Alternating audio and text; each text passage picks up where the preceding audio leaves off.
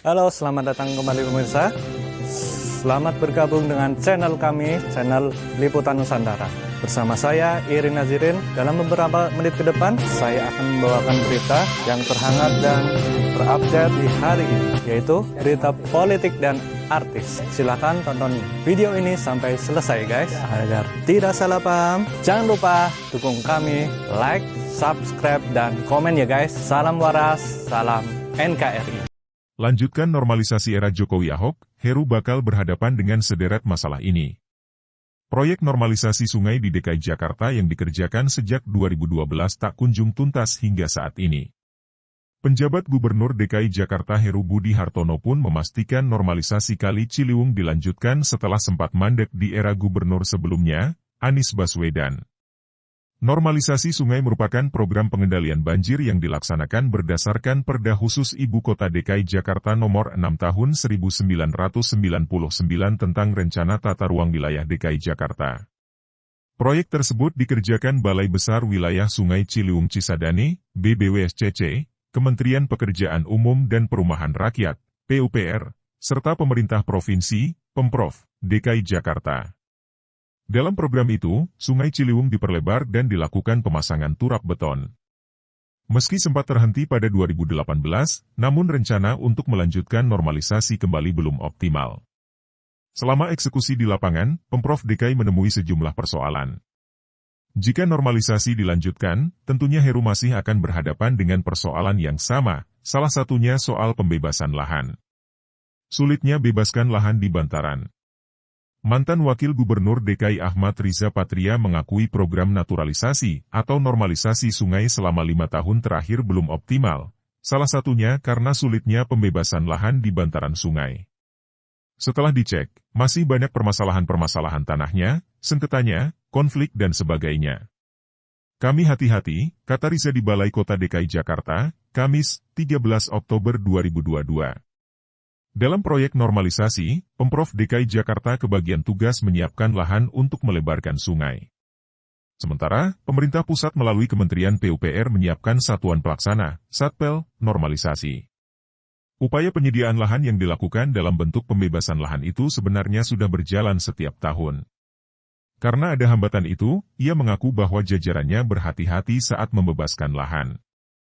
Di sisi lain, Kementerian PUPR tak bisa menggarap normalisasi secara terpotong, sementara Pemprov DKI tidak bisa langsung membebaskan lahan satu hamparan. Sengketa lahan dan mafia tanah. Riza juga sempat menyebutkan, salah satu masalah yang menghambat proses pembebasan lahan adalah adanya sengketa dan mafia tanah. Terkait pembebasan lahan normalisasi karena terkait masalah sengketa lahan, masalah tanah, kepemilikan, dan sebagainya, juga mafia-mafia tanah, kata Ariza di Balai Kota Jakarta, Selasa, 9 Maret 2021, dilansir dari Antara. Menurut Ariza, penting adanya kerjasama yang baik antara Pemprov DKI, Badan Pertanahan Nasional, BPN, dan Polri untuk dapat memberantas mafia tanah. Ia pun sepakat dengan keputusan Presiden Joko Widodo yang memerintahkan Kapolri Jenderal Polisi Listio Sigit Prabowo untuk menuntaskan persoalan tersebut. Permukiman ilegal. Upaya normalisasi sungai yang dilakukan Pemprov DKI dan Kementerian PUPR juga disebut terhambat oleh persoalan permukiman ilegal yang belum terselesaikan. Masih banyak warga yang tinggal di bantaran kali sehingga normalisasi sulit diselesaikan. Sementara, relokasi warga dari bantaran sungai masih harus menunggu selesainya program rumah susun sederhana sewa yang dibangun Pemprov DKI Jakarta. Selain itu, relokasi di bantaran sungai juga kerap terhambat oleh penolakan masyarakat, baik itu karena uang ganti rugi yang tidak sesuai hingga enggan dipindahkan ke rusun. Keterbatasan anggaran. Riza juga sempat menyinggung bahwa keterbatasan anggaran juga menjadi salah satu kendala dalam membebaskan lahan. Kedua, masalah anggarannya. Kami kan punya keterbatasan, ujar Ariza, Jumat, 5 Maret 2021. Ia membeberkan, Pemprov DKI membutuhkan dana sebesar 5 triliun rupiah untuk pembebasan lahan yang tersisa sepanjang 10 km di sisi kiri dan kanan bantaran kali. Anggaran normalisasi sungai Pemprov DKI, menurut Ariza, lebih tinggi jika dibandingkan Kementerian PUPR yang bertugas untuk pemasangan sheet pile. Riza mengatakan anggaran Kementerian PUPR sebesar 370 miliar rupiah. Ketua Dewan Perwakilan Rakyat Daerah, DPRD, DKI Jakarta Prasetyo Edi Marsudi menuding Anies tidak mampu menyelesaikan program normalisasi sungai karena takut dicap sebagai tukang gusur. Padahal, kata Prasetyo, program tersebut sudah diamanatkan dalam peraturan daerah, Perda, yang dibuat bersama DPRD DKI. Selain itu, program tersebut tertuang dalam Anggaran Pendapatan dan Belanja Daerah Perubahan, APBDP, 2019. Tapi faktanya gubernur tidak melaksanakan perintah Perda tersebut dan tidak mau melaksanakan pembebasan lahan. Gubernur takut disebut tukang gusur, kata Prasetyo, Senin, 24 Januari 2022. Ketua Komisi di DPRD DKI Jakarta Bidang Pekerjaan Umum, Ida Mahmudah menyesalkan program normalisasi yang tidak berjalan dengan baik di masa pemerintahan Anies.